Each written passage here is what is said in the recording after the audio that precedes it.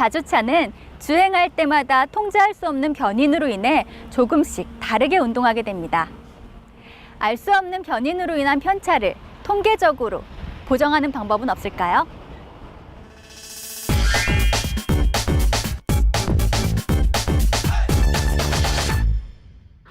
여러분 안녕하세요. 하나고등학교 수학교사 김미주입니다.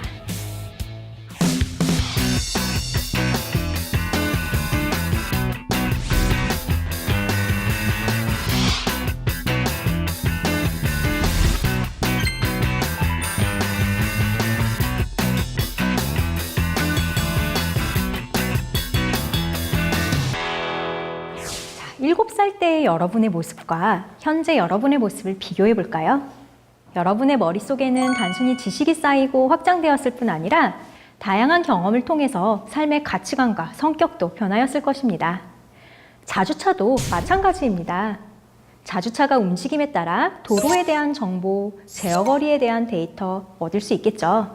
이 데이터를 적절히 자주차의 프로그램에 학습시키면 자주차는 점점 똑똑해질 수 있을 것입니다. 이번 강에서는 수학과 통계를 활용하여 자주차를 좀 더 똑똑하게 만드는 방법을 알아보도록 하겠습니다. 지난 강에서 우리는 행렬과 변환을 통하여 자주차에 달린 카메라가 보는 도로의 모양을 수직 방향으로 보았을 때의 모양으로 바꾸는 과정을 살펴보았습니다.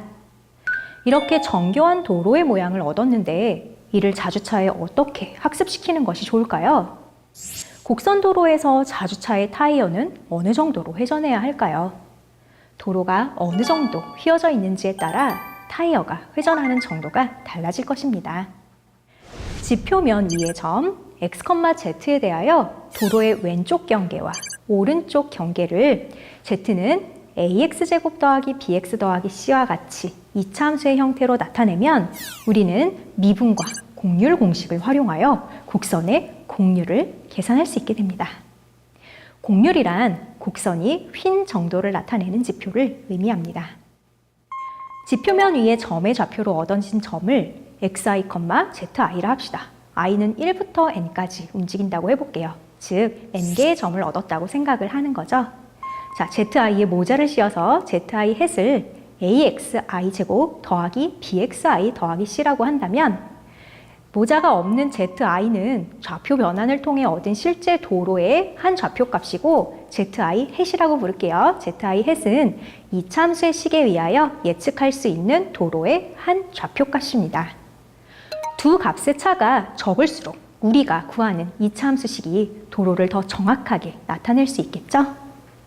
두 값의 차를 나타내는 것은 절대값 zi 빼기 zi 햇이겠지만 이들의 합을 최소로 만드는 ABC의 값을 구하는 것이 수학적으로 다소 복잡합니다. 대신에 두 값의 차의 제곱의 합인 시그마 i는 1부터 n까지 zi 빼기 zi 햇의 제곱을 최소화하도록 하는 ABC를 구하는 것은 상대적으로 쉽습니다. 미분을 활용할 수 있기 때문이죠. 절대값 함수는 미분이 어렵지만 이차 함수는 미분이 쉬우니까요. 이렇게 ABC의 값을 구하면 AXI 제곱 더하기 BXI 더하기 C가 도로의 경계를 나타내는 최적의 이차 함수 곡선이 될 것입니다. 또한 자주차의 움직임을 많이 하여서 더 많은 좌표의 데이터를 얻을수록 더 정확한 이차 함수의 식을 얻을 수 있을 것입니다. 이차 함수의 식을 얻었다면 다음과 같이 x에 대한 z의 도함수와 이계도함수로 계산되는 곡률 함수를 통하여 각 점에서의 곡선의 곡률을 계산할 수 있습니다. 곡률이 무엇인지 잠시 살펴볼까요? 곡률은 곡선이 9분 정도를 나타냅니다. 이를 시각적으로 표현하자면 접촉원이라는 것을 활용할 수 있습니다. 곡선 C 위의 점 P에서 곡선 C에 접하는 접촉원의 반지름 R이 곡률 반지름이고 R의 역수인 R분의 1이 곡률입니다.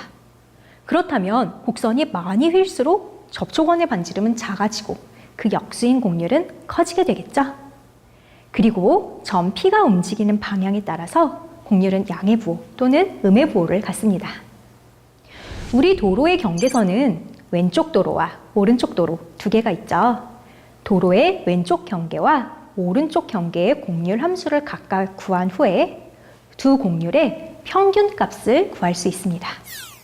곡률의 크기에 따라 타이어가 어느 정도로 회전하는 것이 적절한지 실험하여서 데이터를 잘 축적한 다음에 곡률의 크기에 따른 적절한 타이어의 회전각을 조건문으로 작성하여 코딩하면 자주차의 움직임을 보다 정교하게 할 수 있을 것입니다. 이제 통계를 활용해서 자주차의 장애물 인식을 예측하는 방법을 살펴봅시다.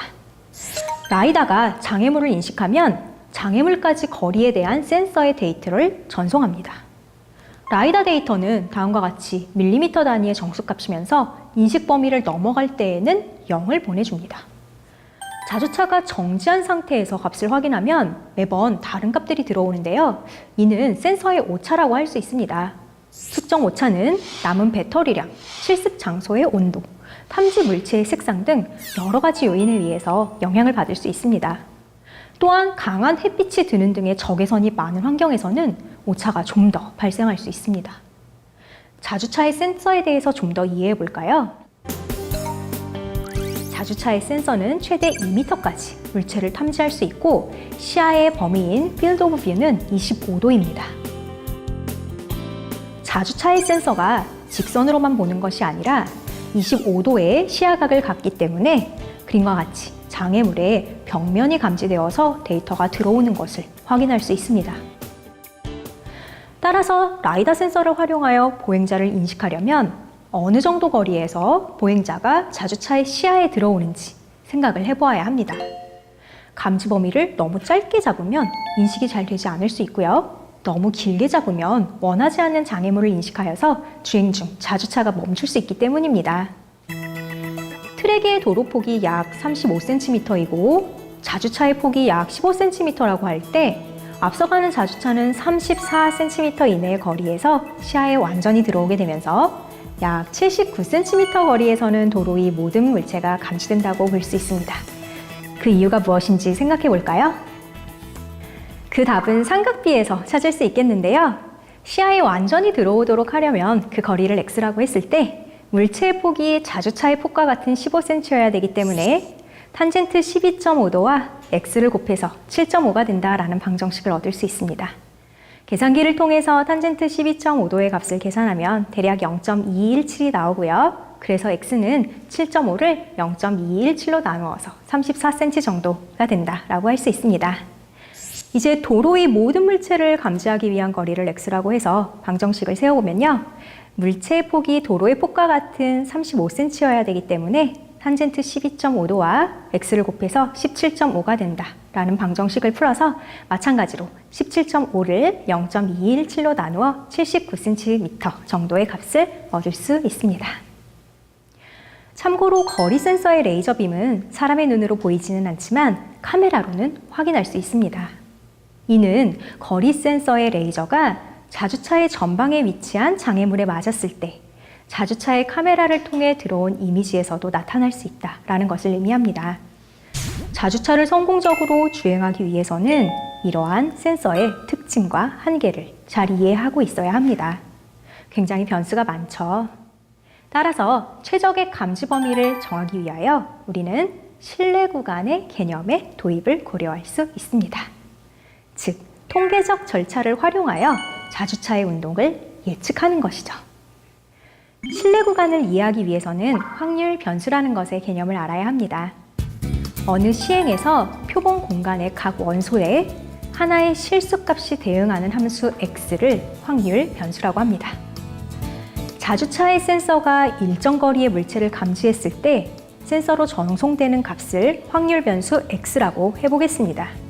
이때 x의 평균, 분산, 표준 편차를 각각 모평균, 모분산, 모표준 편차라고 하며 이것을 기호로 각각 m, 시그마 제곱, 시그마로 나타냅시다. 자주차를 n번 운행하여 얻은 센서로 전송된 물체와의 거리에 대한 데이터를 x1, x2, xn 이렇게 했을 때 이들의 평균, 분산, 표준 편차를 각각 표본 평균, 표본 분산, 표본 표준 편차라고 하며 이것을 기호로 각각 x바, s제곱, s와 같이 나타냅시다. 모평균이 m이고 모표준 편차가 시그마인 모집단에서 이미 추출한 크기가 n인 표본의 표본 평균 x바에 대하여 x바의 평균은 모평균과 같은 m, 분산은 모평균의 제곱을 n으로 나눈 것, 표준 편차는 루트 n분의 시그마 제곱, 즉 분산의 루트를 씌운 것이 됩니다. 표본 평균들의 평균은 원래의 모평균과 같고 표본의 크기가 클수록 평균 값들끼리 비슷해지겠죠. 그래서 평균들의 분산은 표본의 크기인 n에 반비례한다 라고 이해하시면 되겠습니다. 평균이 m이고 분산이 시그마 제곱인 정규분포를 따르는 모집단에서 이미 추출한 크기가 n인 표본의 표본 평균을 x바라고 했을 때요. 이 x바도 확률 변수가 되면서요. 정규분포를 따릅니다. 이때 앞에서 언급한 것처럼 평균은 m, 분산은 n분의 시그마 제곱이 되겠죠.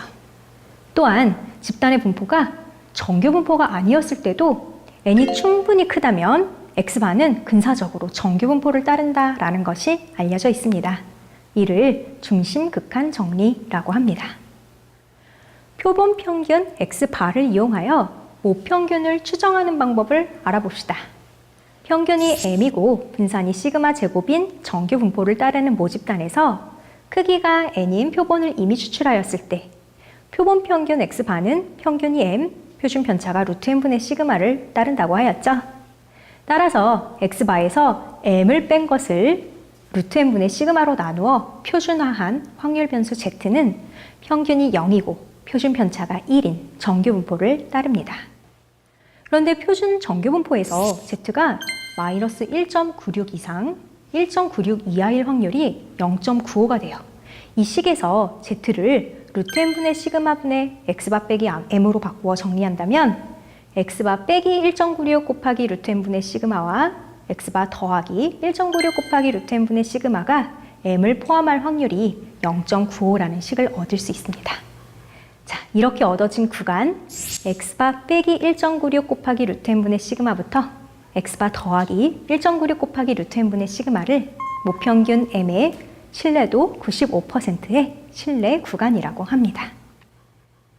예를 들어 라이다에서 전송받은 데이터가 다음과 같이 32개가 있을 때 모평균 m의 신뢰도 95%의 신뢰 구간을 구해볼까요? 먼저 표본 평균과 표본 표준 편차를 구하면 표본 평균 x바는 132.97, 표본 표준 편차 s는 1.4 정도가 나옵니다. 따라서 신뢰도 95%의 신뢰 구간은 132.97에서 빼기 1.96 곱하기 루트 32분의 1.4 그리고 132.97에 더하기 1.96 곱하기 루트 32분의 1.4를 해서 132.48부터 133.46 정도까지 나오게 됩니다. 자, 이때 만약 자주차와 장애물의 실제 거리가 132였다면 실제 거리와 센서 데이터의 오차가 신뢰도 95%에서 0.48에서 1.46 정도까지임을 알 수 있습니다. 이를 감안하여 자주차가 장애물을 인식했을 때 적정 거리에서 제동할 수 있도록 프로그래밍을 하면 좋을 것입니다. 신뢰 구간은 고등학교 수준에서의 비교적 간단한 통계적 추정이라고 할 수 있습니다. 만약 여러 변수가 복잡하게 얽혀 있었다면 좀 더 복잡한 통계 기법을 사용하게 됩니다. 이때 많은 데이터를 얻을 수 있다면 우리는 머신러닝의 기법을 이용하여 자주차를 좀 더 똑똑하게 만들 수 있습니다. 머신러닝이란 컴퓨터에 데이터를 학습시켜서 명시적으로 정의되지 않았던 패턴을 정형화된 결과로 만들어내는 것이라 할 수 있습니다. 머신러닝은 데이터가 어떤 패턴을 가지지 않을까, 그 패턴을 이용하면 무엇인가 예측하거나 변수 사이의 관계를 알 수 있지 않을까라는 의문과 가정에서 출발합니다. 이러한 가정을 도식화한 것을 모델이라고 합니다. 데이터의 관계를 일정 모델로 설명할 수 있다는 가정하에서 데이터를 꾸준히 학습하여 모델의 계수를 정하고 이를 실 데이터에 적용하고 평가하여 지속적으로 모델을 개선시키는 것이 머신러닝의 기본 개념입니다. 여기에서 모델은 데이터의 성격에 따라 간단하게는 종속 변수 y와 독립 변수 x 사이에 y는 베타0 더하기 베타1x 더하기 엡실론과 같은 1차식, 이때 엡실론은 에러를 의미하고요. 자, 그리고 y가 1이 될 확률, 즉 p, y는 1. 이것이 1 더하기 2의 마이너스 시그마 i는 1부터 n까지 wi, xi 빼기 w 제로를 쭉 더해준 것, 이것분의 1과 같이 나타나는 로지스틱 함수, 구조가 있는 순차 모델, 그래프 모델 등과 같이 매우 다양한 형태로 나타날 수 있습니다. 우리가 앞에서 살펴보았던 도로의 경계선을 2차 함수로 추정하는 것도 다량의 데이터를 얻고 계수를 정해나가는 과정을 알고리즘으로 작성한 후 프로그램한다면 머신러닝으로 발전시킬 수도 있습니다. 또 다른 예로 자주차가 초록불을 인식하는지의 여부와 이에 영향을 주는 변수 사이에 로지스틱 함수로 머신러닝 할 수도 있겠습니다. 머신러닝에서 어떤 모델을 사용하고 그 계수를 어떻게 정할지 알기 위해서는 방대한 양의 통계적 지식이 필요합니다. 관심 있는 학생은 여러 온라인 강좌를 통하여 통계를 학습해 본다면 더 정교한 결과를 얻을 수 있을 것입니다.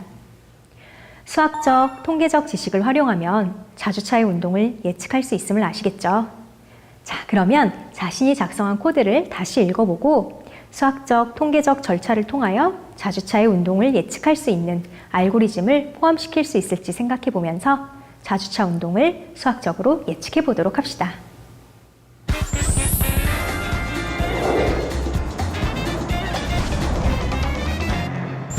같은 모형을 같은 트랙에서 작동하는데 주행할 때마다 다르게 운동합니다.